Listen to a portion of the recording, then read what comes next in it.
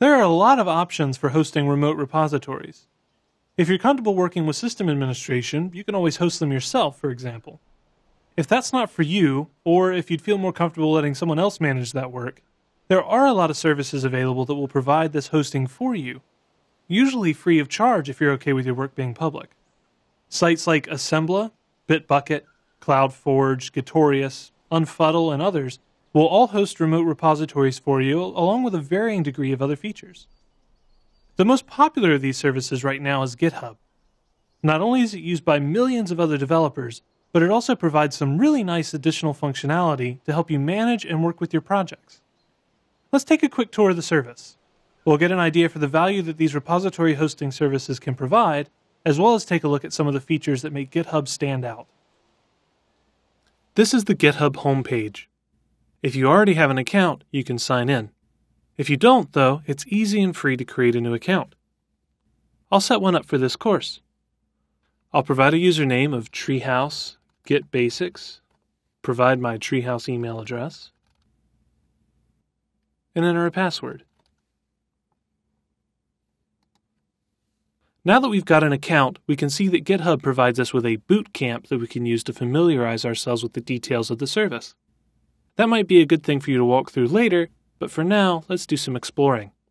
Treehouse is built on a coding platform called Ruby on Rails, or Rails for short. That's an open source project, and I believe they have their code shared on GitHub. Let's see if we can find it.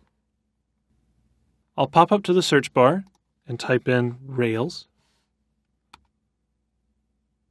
And sure enough, that looks like it in the search results. We can see that it's a repository named Rails, owned by a user named Rails. The little graph behind it indicates how often people have been committing to the repository over time. As you can see, Rails is a very active project. Let's go take a look at it. There's a lot of information on this page. We see a brief description of the project, as well as some statistics about the repository. Rails has seen over 10,000 commits, currently has 24 branches, has had 186 releases, and over 2,000 people have contributed to the project since its inception. Below that, we can see information about the current branch, master. We see some information about the latest commit, and if we want, we can even explore what the code currently looks like.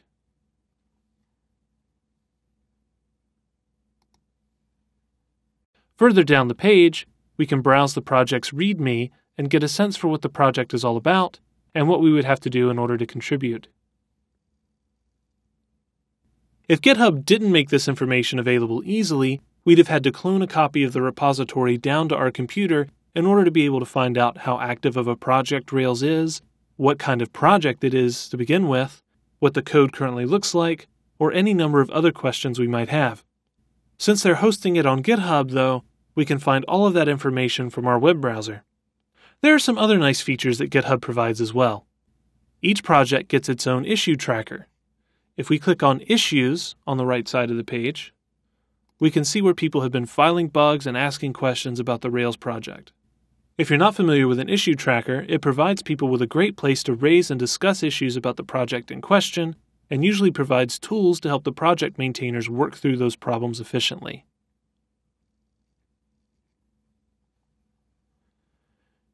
If we go back to the main page, we'll also see a link for pull requests. Pull requests are an interesting concept that originated at GitHub. Remember that in Git, pulling code means we merge changes in from a remote repository. Following this logic, a pull request is what you use when you have code that you want someone to pull into their project. This is a really useful tool for collaboration. Let's take a look at one of these pull requests to see why.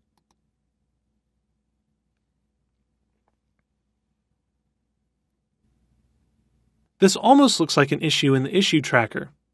There's a main post, and then you can see discussion down below it. The difference is that pull requests are attached specifically to code. If we scroll back to the top, we see that aside from the discussion tab, we can look at a list of all the commits that the user is proposing to merge, and if we want, we can look at the Files Changed tab to see a diff of all the changes. Everything in red is being deleted, and everything in green is being added. If we want to contribute to the conversation ourselves, Git makes it easy for us to add comments. We don't really have any business commenting on this pull request itself, though, so let's leave it alone. Pull requests are like enhanced branches, and in fact, they're based off of branches in Git. They not only provide a clean place for people to work on their changes in isolation, but they also provide a lot of tools for discussing the proposed changes while they're being worked on. Let's hop back to the main page for one last tidbit. If we want to, we can watch the Rails project. This will set GitHub up so that it will notify us whenever any notable changes happen to the project. We can also star the project, which will add it to our list of favorite projects in GitHub so that we can find it easily later. And we also have the option to create a fork of the Rails project. Forking the project will create a clone of it in our own GitHub account. Let's actually go ahead and do that with this project.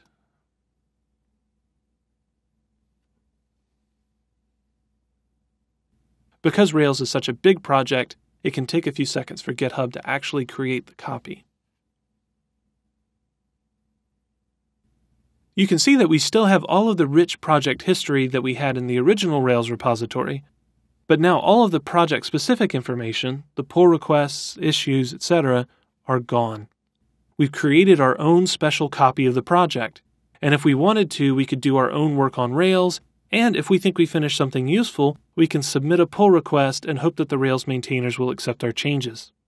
For now, though, let's stop and think about the Git repository that we've been using throughout this project, my really cool project.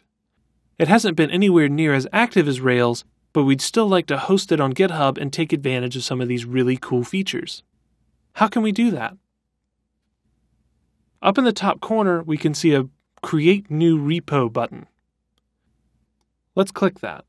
It will ask us what we want to name the repository. We'll just use my really cool project. If we'd like, we can provide a description. We can indicate whether the repository is public, which will let anyone on the internet see it, or private. We're currently using a free account, though, and free accounts are not eligible to create private repositories. It's okay, there's really nothing substantial in this work, and I want to share it with you all anyway, so we'll make it public. It will also ask if we want to go ahead and initialize this repository. This is useful if we're trying to create a brand new repository from scratch, but since we already have a repository that we've been doing work in, we're going to skip this step. Now our project has been created. GitHub gives us a couple of tutorials we can use in order to get our repository added. If we want to create a brand new repository ourselves, we can follow the first steps. Most of these commands should look familiar to you. GitHub suggests that we create an initial file, we initialize our repository, add that file to the staging area, make a commit, add a remote. In this case, remember we would be adding GitHub as that special origin remote. And then we push the changes in our master branch to the origin.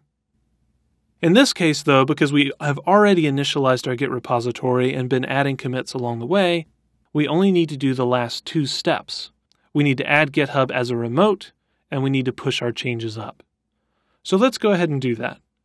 I'm just going to copy this line wholesale over to our terminal application. We'll run the lines that they say to run in the project.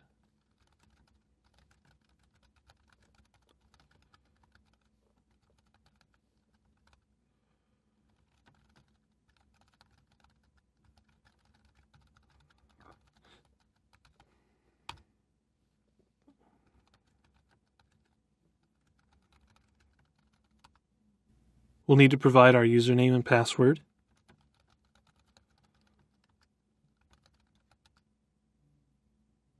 And the push seems to have worked. We'll switch back over to GitHub, refresh the page, and we have our project history. You can see that over the course of the project we made 13 commits. Right now we've only pushed one branch up to GitHub. I've been the only contributor, and you can browse through the files that we have and even read the README. Many hosting services like GitHub provide a well-featured interface to help you manage and explore your project history, and several teams have come to rely on these services to help them work more effectively and efficiently together. Let's use what we know about working directly with Git repositories to talk about some of the benefits these hosting companies provide.